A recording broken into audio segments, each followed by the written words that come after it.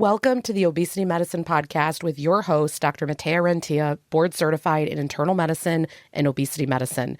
Here, we talk about a path to metabolic health, and we have real conversations about chronic weight management and living a full life. Just a reminder, I am a physician, but I'm not your physician. So everything that's on this podcast is for informational purposes, but please go talk to your doctor about what's right for you. There is no medical advice being given on this podcast. Welcome back to another episode of the podcast. I'm so excited today because we have Dr. Whitney Casares on, and I came across her work. This was actually interesting. I always like to give input as to how people have come into my world. So there's another physician that we have in common, and she is an endocrinologist, and she said, Whitney's work is really good. You need to know what she's doing. You're talking about this side with adults. She does a lot of, yes, adults, but kids. And so she kind of brought me into your world. So I'm wondering if you can start off with just telling everybody a little bit about yourself and how you help people, because you have such amazing resources and things that you've published. And if you could just start out with a little bit of an introduction. Oh, thanks. Well, I appreciate that. Yeah, so I've always been really interested in the relationship between a mom's wellness and a kid's wellness. And I went to medical school, I went to public health school to try to understand better that kind of synergistic relationship. And at first, a lot of the work that I was doing was around moms with newborns. And then I think as my kids got older and I was in the workforce, it became like moms who are working and how do you kind of do that? And then now, as my kids have gotten older, a lot of the work that I do is centered around moms and their body confidence issues, and then kids and their body confidence issues. And how do those two things intersect? And as you know, I mean, gosh, it is like such a world that is confusing and challenging for so many people.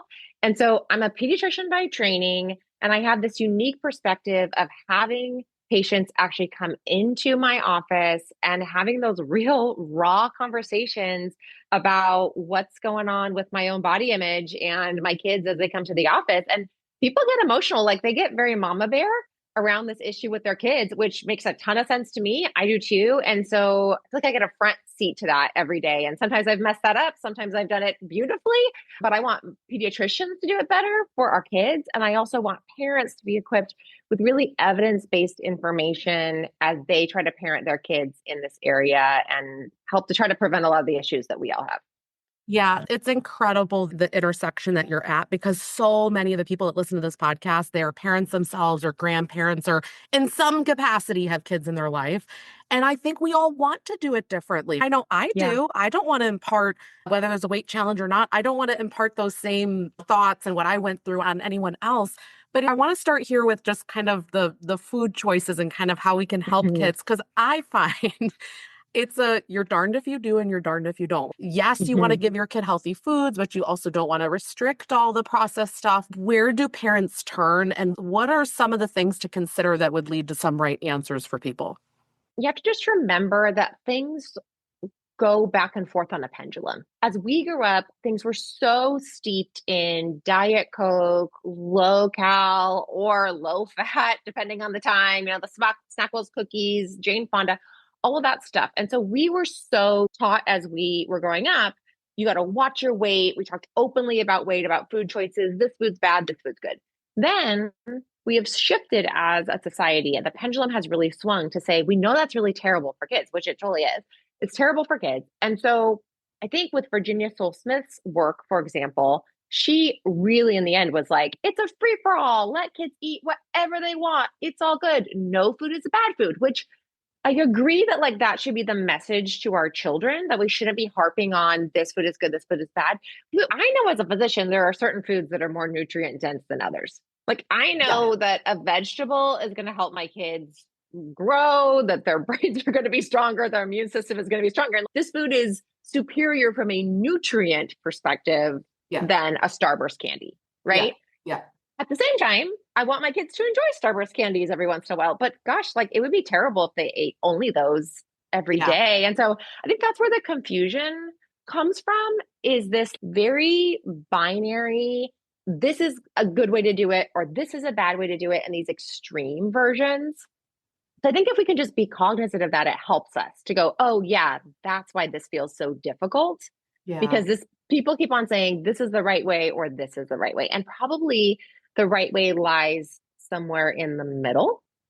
My version of this, which is really evidence based, and a lot of the psychologists that I've talked to and dietitians have agreed with me, is our kids need some structure around food, just like they need structure around screens, just like they need structure around their friends. They need us to provide them opportunities to eat nutrient dense foods throughout the day, throughout the week. But they also need us to be not so rigid around all of this and so overbearing that then it becomes another sense of control that they just want to rebel against. And Yeah. that they feel like, oh, it's a forbidden fruit.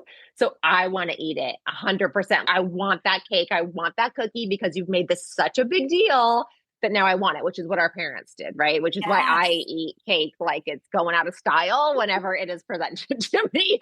And so I think the tactic is to say for parents, okay, we're going to have a wide variety of foods all the time.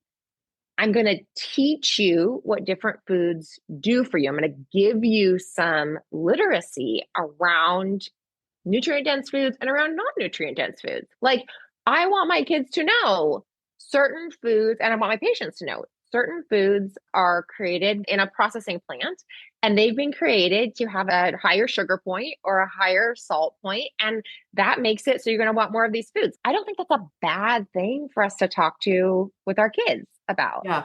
But at the same time, it would be bad if every single time my kids ate that food, I was like, oh, see, you're bad. This is like such a bad thing for you to do. Give me that bag of food. I'm more into giving my kids the information, Yeah. giving them the structure, and then letting them make some choices on their own based off that. I love everything you're saying. I want to ask one thing because you're in this Yeah, all day long and I am not. yeah, I'm internal yeah, medicine 18 and over. yeah, Okay. So yeah, yeah, at what ages do you talk about these things in different ways? So, for example, like my son is 6, and I've yeah, been slightly horrified that someone at school, I don't know who it is or how it's happening, but yeah, they're using yeah. language like good food, bad food. And I was like, we're going to walk that back. I've been taking the approach of some foods give you lots of energy and you get to be like Yes, Superman, and some make you fast like Sonic, some make you strong, right? Some right. protein, carb. In my mind, that makes Exactly. sense. But is that appropriate at that level? And then when do you start to bring in this like the what you're talking about where you're like, hey, it's like this is made at a factory and this has sugar? Because like I don't know when that point comes.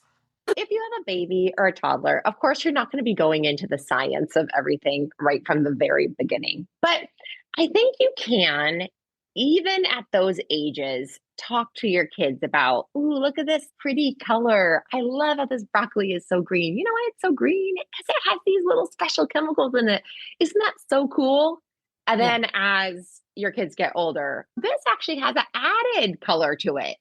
It's natural color. The people at the factory like added this color to it. That's kind of interesting, right? Like chemistry.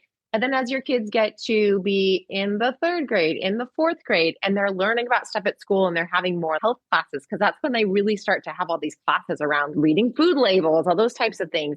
That's when I've started to have more conversations with my kids, especially as they're gravitating towards more processed foods around. Also, actually, here's some information about how marketing works and how companies work. I think about it like sex education for my Yeah. kids. Yeah. Like in the beginning, you don't get all up in it. You talk about these are boobs and this is a penis, but you don't go like, and then here's how you have sex. But then as your kids get to third grade, fourth grade, they ask questions and you go, oh, yeah, this is how people make a baby. And then as your kids get to 12 years old, you talk about pornography. You go step by step. That's how I think about it. And that's how I want parents to think about it for their kids, is that having conversations around superpower foods, around nutrient dense foods, around foods that just taste good, that Mm. can happen as early as possible. Exposure to food can happen as early as possible. And then really getting into the nitty gritty of like how the corporate world works and marketing and all that. I do that once kids start to become justice warriors themselves, which usually is around 7 to 8 years old. That's when that skill comes in, where they're already starting to question things and want things to be right in the world. That's Yes. why I bring in all this stuff. Yeah. Oh, that's beautiful the way that you said that. It's interesting when you compare it to education in other senses. I'm like, this is really important. Yeah. You know what I mean? Yeah, no, I'm always shocked. I mean, even that my son will come home talking about calories, or then I'll hear my stepson in high Mhm. school talking about bulking up and protein drinks. And I'm just like, wow. I guess in my mind, I know that this stuff is happening, but then when I see it in front of me, it's a whole other world. I guess I just don't realize it's happening, you know? It's heartbreaking. I think that's the other reason why you want to give your kids this information sooner versus later, because you want kids to tell you about it when it happens so Yes. you can catch it. I mean, I'm not at school with my kids. I didn't read the curriculum. I don't know exactly what they're saying to them about this stuff. I had a teacher for my oldest daughter who was in sixth grade last year, and they literally had them counting the calories they were eating Mm. in sixth grade. And I set up a meeting with the teacher. It was like, can you walk me through what your intention was on this or where you got this information? Oh, it's the information from the district, and this is how they taught us. I'm like, absolutely not. Yeah. Not on my watch. But that was great because my kids came to me and said, hey, you talk about it in this way. You've said calorie counting is like a bad thing. So now this person is doing something that seems like it's against our family values. Yeah. Yeah. What So to should I have a do? framework. Yeah. Yes. You said how kids do best with structure 100%. And I'm Hmm. like, I feel like no matter what the age of kids, they're pushing back, right? And so, Yeah. how do you continue to provide that structure? I think it's really hard for people to know sort of what the middle ground is. And so, how do you help parents to decide on that? Yeah, absolutely. There is this concept called the division of responsibility. Ellen Satter is the person who developed it. And she talks about the idea of parents are in charge of providing nutrient rich meals and foods at regular intervals. And kids are responsible for deciding how much of it they will eat Hmm. and if they will eat it at all. Yeah. And so to me, that means for an elementary school kid, toddler kid, and above, that every 3 hours, I'm providing an opportunity for my kids to have those foods. Yeah. It also means that I'm saying to my kids at the grocery store when they want to fill our cart full of only Oreos, which happens totally. I'm Yeah. an ADHD kid. And so I go, okay, we can absolutely get Oreos, but we need to think about what the other things are that our body needs. Yeah. Our body needs fun foods. Our body also needs some foods that will make sure it helps protect us from infection. We need foods that are going to feed our brain and help us to focus and to study and to pay attention at soccer. Yeah. So, what other foods are we going to make sure that we get? Or even just looking at the cart when my daughter comes and says, I say, hey, okay, we have a lot of carbohydrates. That's great. That's quick energy. We haven't put a lot of fat or a lot of protein. Yeah. So, what fats or proteins do you want to get? She gets the choice of what things she wants to put in there and to think about it and to understand what is a protein. But I'm kind of guiding that we don't have only sugar cereals in our Yeah. cart. I think these examples are really helpful. I'm laughing when you were saying, no, Mhm. this happens with the cookies. I'm like, I know. So the other day, my husband was at the store and they were going to get one thing of like vanilla frosting for, I don't know what my son wanted to put it on. Yeah. And I guess he wanted to put six in the cart. And it was like, no, we're not going to, we're not bringing home six vanilla frostings. So it's just funny. Yeah. But I like this perspective of, okay, so correct me if I'm wrong. So you provide it, you make it available, but it's up to them how much they eat or if they eat it. And I think it's frustrating because sometimes I know for me personally, I'll be cutting the apple and doing these things. And then when it's not used, you're like, oh, you feel like it's like wasted or something. Maybe that's just Yes. me, but so I've had to kind of overcome that. It's not that it gets finished because I think that was something I grew up Yeah. with, right? And just overcoming like, no, it's that I'm offering it. And then more times than not, he'll have some of it, but it's like Yeah. the option. Yeah. Offering it matters. Having it just be exposed to your kid, that counts. If we're at a restaurant and I am ordering, I don't always order this, but just for sake of example, salmon and some rice and a salad, right? And my kid orders the chicken nuggets at the restaurant. That's not a big deal to me. Like that is, I'm providing some exposure in that Yeah. meal. They get to choose what they want. That's on the menu at the restaurant. So if I choose to Yeah. go to a restaurant that has that, I'm not going to police my kid and go, no, you can't get chicken nuggets. Yeah. Now, if they said, I want the Coke and the chicken nuggets, and I want this slice of cake on the menu, and I want the fries, I'd be like, okay, buddy, I think we've had enough food in this one fried category. Yeah. Now let's move on to something else in addition. But I really like how you bring up like even you ordering that is an exposure to them. And I like that Yes. because we're not dictating what they're going to do, but we are influencing in the long term their response. Because I do know growing up, having seen my mom have cucumbers with breakfast and stuff like that, it does imprint on you. And it doesn't mean that you had to be actively having it at that moment.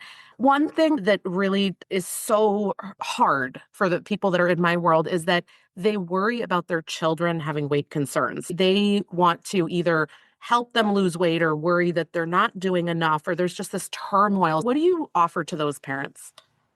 Yeah. So I think the first thing is to give yourself some compassion to whenever you can. And sometimes we can't be fully conscious of this, but to try your hardest when when you notice yourself, to pause and give yourself some self-compassion. I'm sure you've talked about Kristen Neff's work. She talks about this idea of naming the emotion that you're feeling. I'm scared my child will become overweight. I feel guilty that maybe I am overweight. And so now my child will be overweight too. And then validating that emotion, that makes sense because of the world I grew up in, because of the diet culture stuff. That makes sense because of genetic imprinting and what happens. That makes sense because of maybe the food choices I make, and then making sure that you kind of stop and pause and say, there's some common humanity here. I bet I'm not the only one that feels this way. There's a generation of people that feel this way. No matter what size they are, they feel exactly that way. Yeah, I like that you bring that up because I think everyone thinks like I'm the only one scared about this or I'm the only one kind of on tippy Mhm. toes about it. And it's like, no, every single patient that has children or again, anyone in their life that they're worried about, they're talking to me about it. So it's Yeah, everyone, right? Yeah. yeah, Yeah. exactly. It's everyone. And then what happens is when you do that, it gives you the 20 seconds to pause and respond to whatever's happening versus just react out of either old programming or in backlash. Like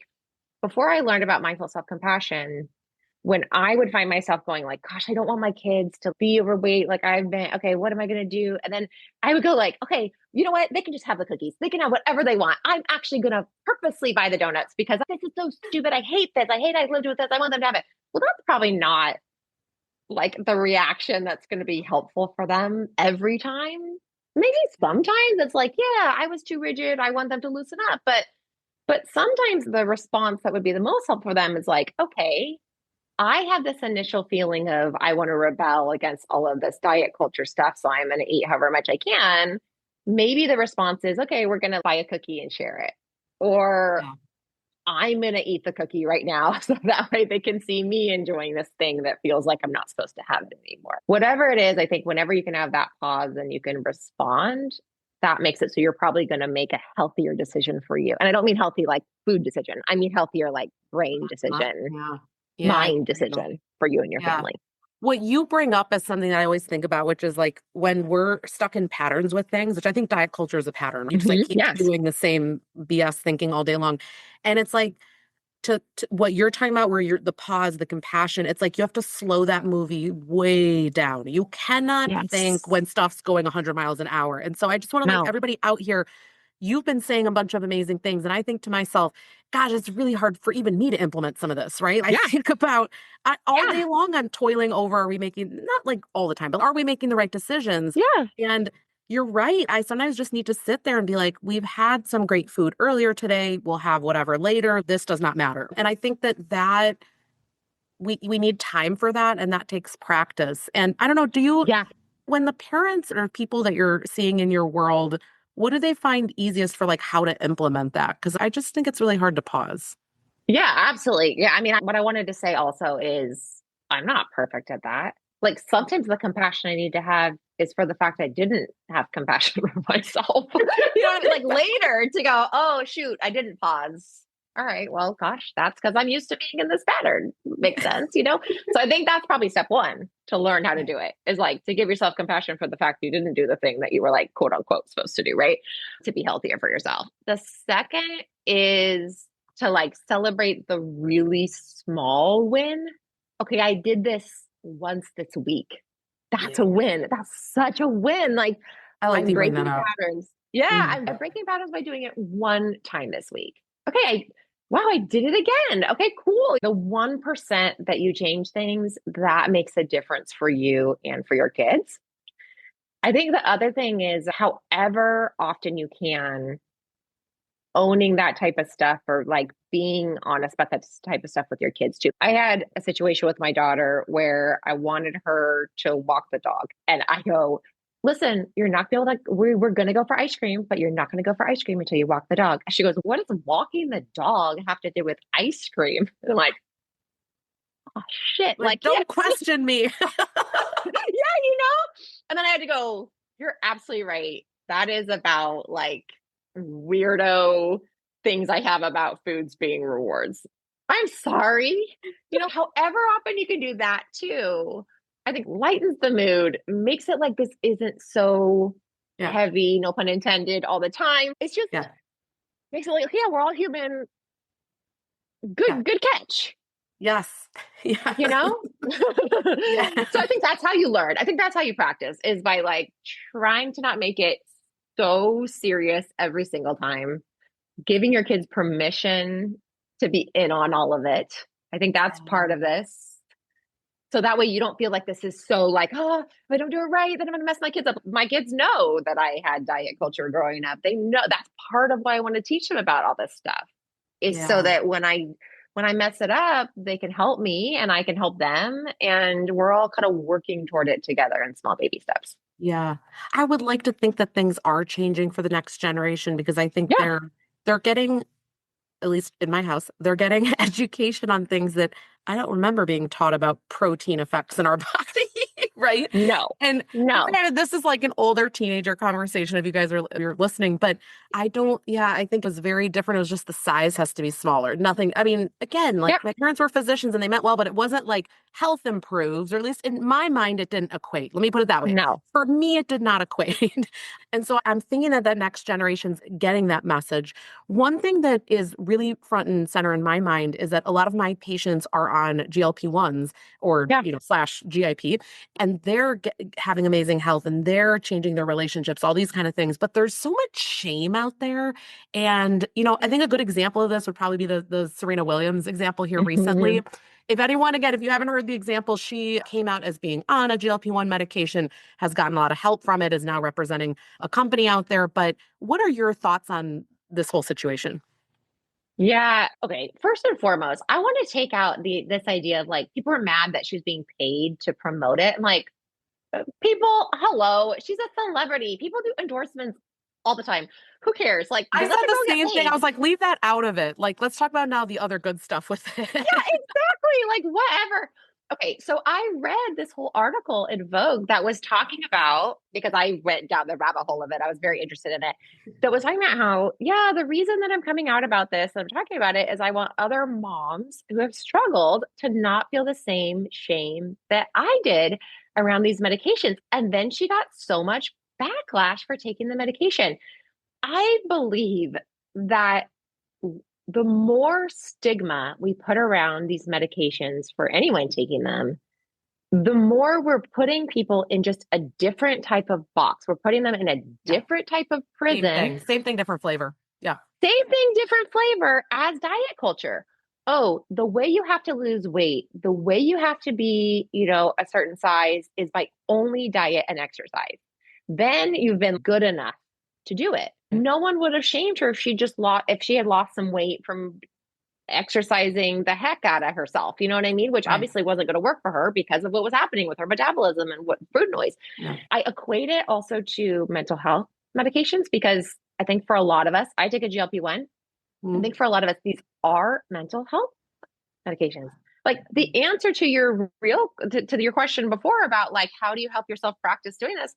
I help myself practice doing it by taking a medication that makes it so I'm not constantly thinking about food Yeah. and making choices that are not rooted in mental health. That's in a good place. Yeah. So I think, if someone at this point came up to me and was like, oh, you're taking such a shortcut by taking an SSRI for your anxiety, I'd be like, step off. What is this, 1982? Yeah. Get out of here. People are allowed to take antidepressants, and anti-anxiety medications. Yeah. So I think that's where we will be with these medications in another 10, 20 years. It's just that those of us and those people who are listening right now who are taking these medications, you're kind of like the early adopter. And so you're getting a lot of flack around this. I also think, and I know people don't like to talk about this, but I think it's true. I think that there are some people that skinny is the only thing they have. Yes. Oh, it's then privilege. Oh, yeah.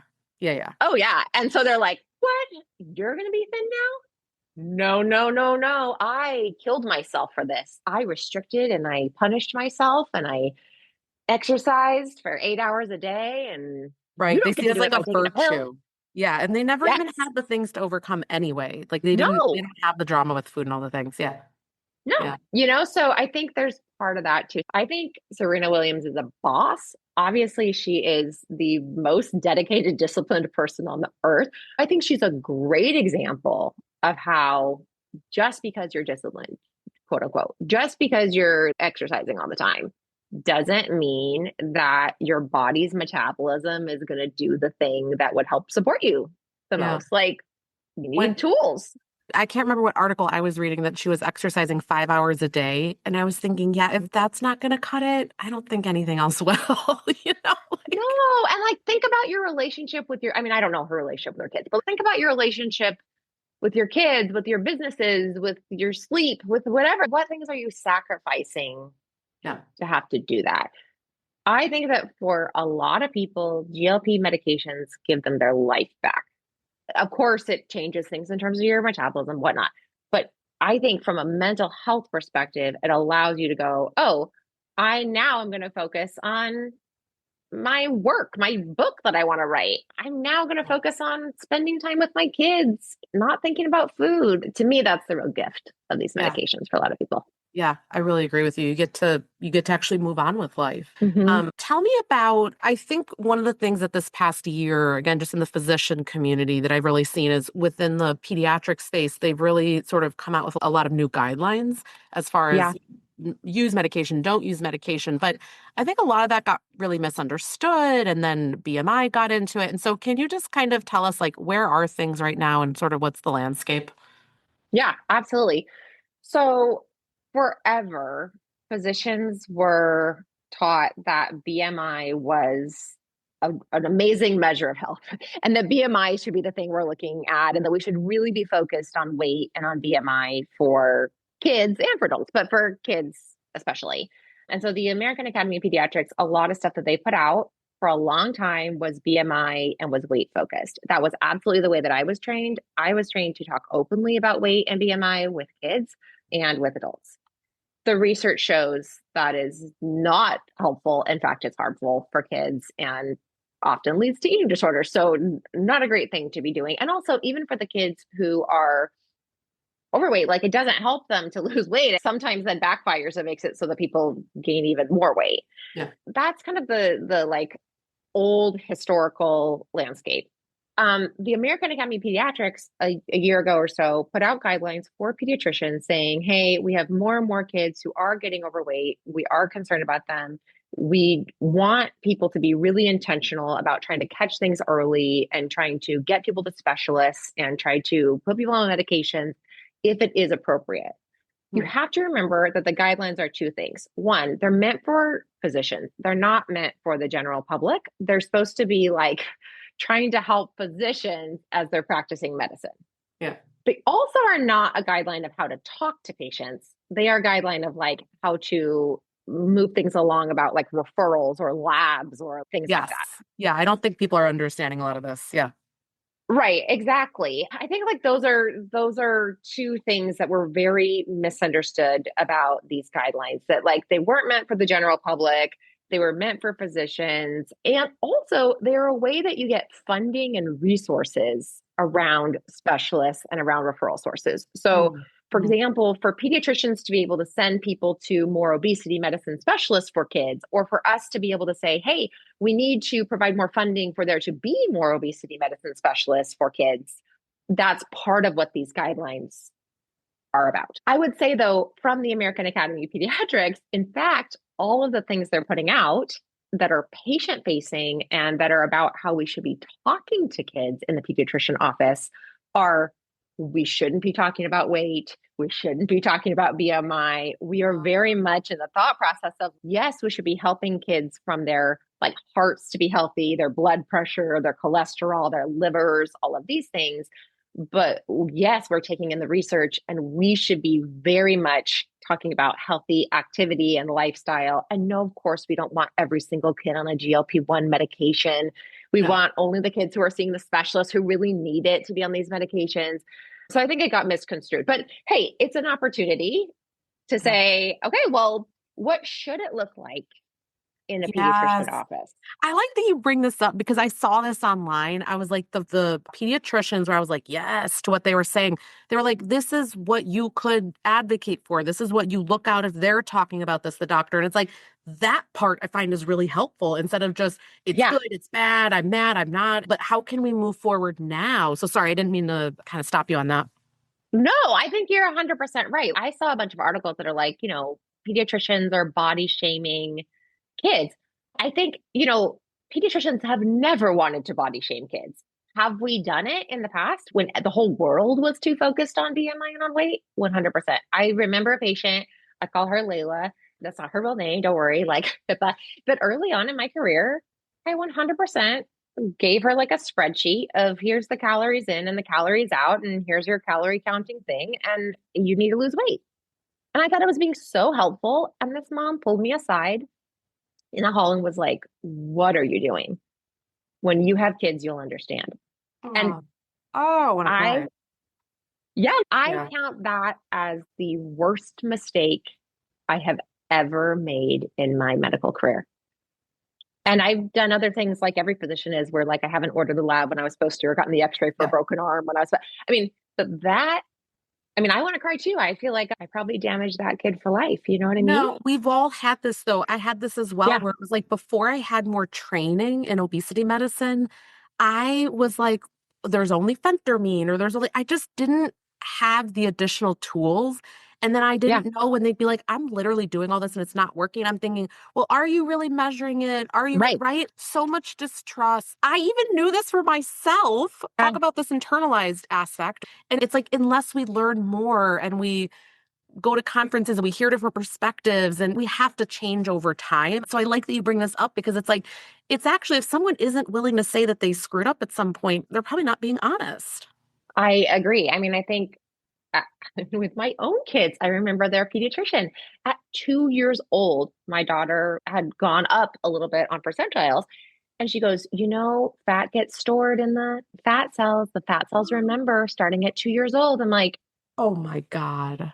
oh my God, like what? I am really, that's the heart of my mission. It's twofold. I mean, I want to help families, I want to help parents to create a healthier relationship with food for themselves in order to create a healthy relationship for their kids and to teach their kids well and help their kids feel body confident even when they don't feel body confident. But I also am so homed in on my fellow pediatricians and on doing this better because I know it doesn't come from a place of malice or wanting to body shame, but man, have we screwed up and man, do we need to do better and our patients deserve better. So my books, all the things that I'm working on now are really about providing resources pediatricians can give to patients, equipping parents with like, hey, here's a guide for like ways you can talk to your pediatrician before you ever go into the office if you're afraid they're going to say something. Yeah. Here's what you could say afterward if someone screws it up. And here's permission that if your pediatrician continues to be just stuck on this, go find somebody else. Because a Yeah. lot of us are trying to do it better. What's the name of your book with that specifically Yeah, for yeah, the kid aspect? yeah, Because I feel like all parents need this book. yeah, yeah, exactly. The book is called My One of a Kind Body, The Ultimate Guide to Caring for Me. It has in the back questions kids ask me as a pediatrician and things I say back. And the secret sauce of this is that's supposed to be like hint, hint for my fellow pediatricians and also hint, hint for parents. If your kids ask you these questions, this is what you can say back. So that's my favorite part of the entire book. And then on my website and on my social media, I have a free download that you can just get. It's a PDF that has the pediatrician visit. How do we make this less weight-based, BMI-based? How do we make it more about health and nutrition? And what are the things? And then you can print it out. You could bring it. You could say like, hey, a pediatrician who is a spokesperson for the American Academy of Pediatrics said, this is the way we're supposed to do it, and hopefully that will give you some legs to stand on. And then we're giving Definitely. this, where I'm about to go to the conference for the American Academy of Pediatrics. We're going to be giving 20,000 copies of this book to Yay. pediatricians for Oh, free. So then they will have this in their offices and hopefully start to use this as the way yeah. that they talk to patients.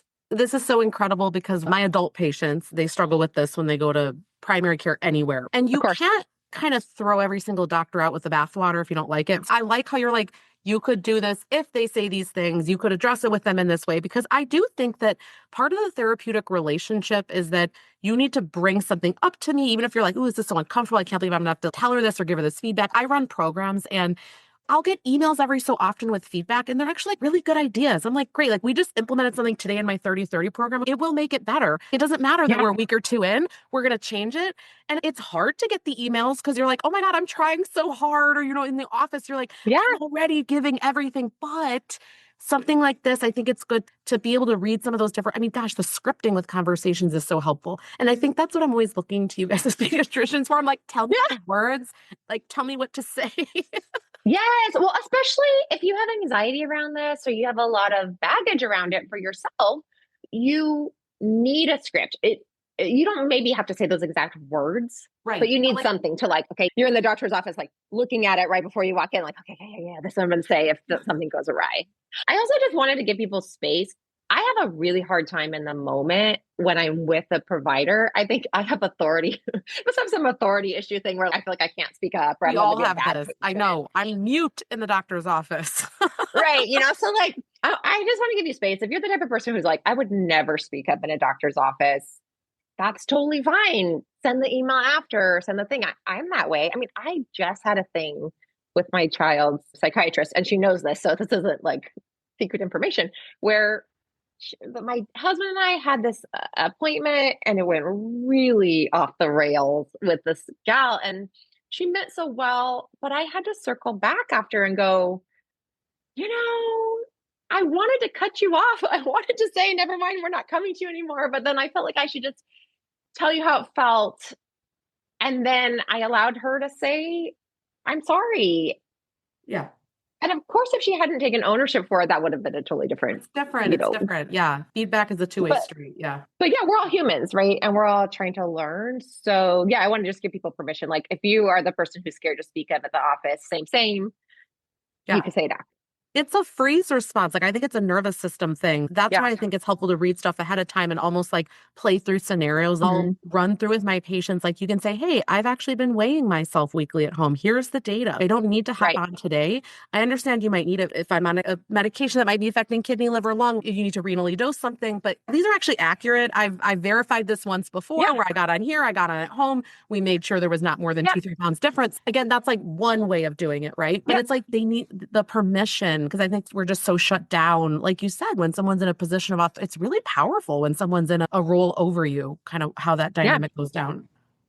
Yeah. Yeah, absolutely. And there's old school physicians that are still out there. So we have to help Yeah. them. I always think about it like, okay, I'm helping someone to move along in a different direction. But I would say most of my peers, I'm 40, almost 45, everyone who I think is about my age and younger, we are all, which is the majority of pediatricians right now, almost all of us want it to be better and are Yeah. trying to move in the direction of being as supportive as possible. We're on your team. We want to be team members with you. Yeah. Yeah. So, okay, I know we've talked about a lot today. Do you think there's anything that we didn't talk about that you're like, everyone needs to hear about this? Is there any point that we just didn't address? I think the big thing is the body positivity. How Yeah. do I teach my kids body positivity or body confidence when I still feel unconfident myself? Yeah. Like, to me, it feels inauthentic with my kids Yeah. to constantly be like, love your body's amazing. Oh my gosh, bodies are so great. Like, oh, don't you feel, you look so great in that body. When I'm looking at the mirror going like, I hate that roll or I hate that cellulite or whatever. Even though I don't want to be doing that, that is again like the pattern that you play in your head. And we're all, most people, are working with a therapist, they're on the medications, they're trying to continue to read and to learn and to think about why that happens. But those thoughts still pop into your head. I think the other big point that I want to make is you do not have to be fully body confident or be fully like fake with your kids to teach them body confidence. I Mm. think our kids are smart, and that as long as you are teaching them, these are the values in our house that I want us to have. And I'm trying my best to do it this way with you. Yeah. These are the, like, we're not going to call each other fat as a joke. We're not going to say you're a biggie in our house, which is what my kids love to say. That's like the new thing, I think, from Is TikTok that the or new thing? something. I Yeah, like hate the when these biggie or big horrible back. sayings take off. Oh, a big back. Yes, I hate that. This is the big back meal. I'm like, stop this. I Yeah. know. Again, same Another flavor, slang. Yeah, another different like horrible. word. Yep. Yep. Exactly. So I think like you do that, you lay like the ground rules. But then I think when my kid comes home and is like, so and so called me fat at school and I felt really bad about it. And I want to be like, oh no, you're not fat. You're beautiful just the way you are. Mm. I give that message, but then I also want to give the message of, okay, well, how'd that make you feel? Well, I understand because I feel that way too when people say that. My oldest is in a bigger body. I want to say to her, of course, you are going to feel, people feel worse about their bodies when they're in a bigger body in this world because we're all conditioned to think that only small bodies are good. So that Yeah. makes sense. Or to let my kid in on the secret of, yeah, every once in a while, I don't feel great about my body either. It's something I'm always working on.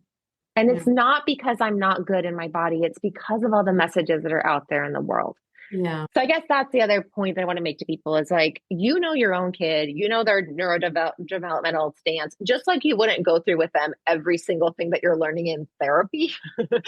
I would tell my kids I'm on an anti-anxiety medication. That's okay. They can know that we all have our own mental health things that we deal with, our own body things we deal with, and that we can kind of be in this fight together and that they don't carry the weight of it on their shoulders. We'll be there with them. We're Yeah. walking this with them. Yeah. It's kind of like validating all of it. Yeah. Yeah, because I don't like when it's like, you have to love yourself. It's like, well, maybe you won't, but can we get to neutrality? So I love how you bring up, I Right. was gonna say, like, give me an example of the values. It's like, okay, that's so we're not gonna like say, horrible terms because I think when it comes to more things like neutrality, potentially you can get there. Like you don't have to Yeah. love it, but you also don't have to say a hate comment toward it. Yeah. Can it just be? You can have a feeling about it. But yeah, I'm glad that you brought this up because I know this was a big thing that we had talked offline before Yeah. about that I forgot to bring it up. So I'm so glad because it's such a divisive thing out there with either you like do nothing or like you love your body as it is and you never try anything, or you do all the things you're restrictive and that's the only thing. It's like, whoa, whoa, whoa, whoa. There's health, there's what's possible for your genetics and body and soul life and all of it. It's just like it has to come together. Yeah, absolutely. I'm a big yes and person. I think nuance and gray area and yes, I can feel bad about my body at one point and love my body some days and feel amazing and like rock a dress and feel like, damn, I look sexy today. Like that's all part of the human Yeah. experience. Just like it's like sometimes I feel depressed and sometimes I feel really joyful. Like it's all part of it. So I think letting our kids in on like it's all right to be human Yeah. basically is really important for them. So that way they don't feel like they have to measure up in some other way that they can't meet. I think the emotional education happening today is much different than in the past. Like, I never Oh yeah. remember learning about emotions or anything. No. And nowadays they're coming home and the things they're telling me, oh, that's so cool that you learned that in school, right? Yeah, Like all the teachers out there, exactly. you're doing awesome things. I don't think that was part of the kind of what was being taught before. Yeah. Yeah, exactly. I think the emotional education, the social emotional education that our kids are getting today, that is teaching them that nuance. It's okay to feel sad. It's okay to feel angry. That the more you validate it, the more then you can move on from it. You got to accept your emotion, go through the emotion to get through it Yeah. and to get over it. And I think the same thing happens with ourselves and with our kids around body image stuff, right? Like you can't just gloss it over. Like, just kidding. I feel amazing. Just kidding. You should feel amazing. Like, nah, let's go through it. I think that's a great example, like a great analogy. And probably that's the next place to go, is giving our kids a lot of this type of education too. Yeah. Well, thank you so much for coming on today. Where can they find you, both your website, online? Just kind of tell us everything. Yes, of course. So the book comes out October 21st. If you go right now to pre-order it from my website, which is modernmommydoc.com, then you get a whole freebie audio-visual thing that I did. It's videos of me talking to parents about how can they come alongside their kids as they're trying to give this kid the book and get them the information. And then on Instagram, I'm at Modern Mommy Doc, and I try to keep it so light and fun. And then like, hold on, pay attention. You know what I mean? So Yeah, this one's serious. yes, exactly. People come for the memes and stay for the use. I still seen. So that's my vibe, 100%. And yeah, and then the book will be available wherever books are sold. I feel like Amazon's the easiest, but wherever books are sold. I love that. Well, thank you so much. We'll make sure to everybody who's listening, we're gonna make sure to link everything in the show notes. So if you go to rentiaclinic.com/blog, we will have the links to all of this in case you didn't have a chance to write it down. Just thank you again so much for coming on. I know that everyone's going to have learned some strategies, how to think differently and how to slowly start to work on this. Absolutely. It's my pleasure. That marks the end of today's episode, but if you're newer to the podcast, I want to tell you about something that we have, and it's a free podcast roadmap. So this is perfect for any of you that are listening where you want to be directed to very specific episodes. So let's say that you are just starting out and you want to know, what should I do right when I start on the medications? Or you're experiencing certain side effects on the GLP-1s, or you want to know what to do if you're in a plateau, or if emotional eating is taking over, or if hunger levels are high. So we have many different categories of episodes that we've talked about, because there's a lot at this point. So if you want to be able to navigate that very easily, we have it broken down by category, and also the episodes that are there, and we hyperlink to everything. So you can just click on it and find the episode, easy peasy. If you want that, you can go to rentiaclinic.com/podcast roadmap. We'll have it linked right here underneath the show notes where you're listening. And you can go ahead and get that free resource so that it makes it easy for you to navigate, because I know that it's really hard when someone has an established podcast. I am such a podcast fiend. I'm listening to podcasts all day long. And when I find one that I love, but there's a lot that are out there, I am so lost. So I hope that you enjoy this free podcast roadmap. Again, the link to get to that is going to be rentiaclinic.com/podcast roadmap. I hope this is helpful, and let me know if you have any questions.